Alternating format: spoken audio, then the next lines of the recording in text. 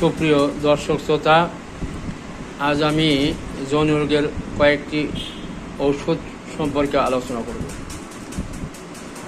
যৌন রোগের নির্দিষ্ট কোনো ঔষধ নাই। হোমিওপ্যাথিতে যে সমস্ত ডাক্তাররা যৌন রোগের নাম শুনে বা যৌন দুর্বলতার নাম শুনে ওষুধ দিয়ে থাকেন, সেই ওষুধগুলো হলো প্যাটেন্ট ওষুধ, অস্থায়ী ক্ষতিকারক ওষুধ।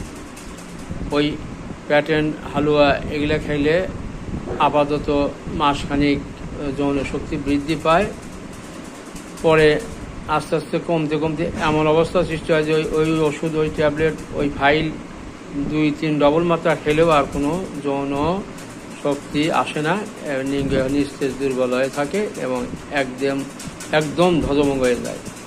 কাজেই হোমিওপ্যাথি লক্ষণ সাদৃশ্যে রোগীর শারীরিক ও মানসিক লক্ষণ অনুযায়ী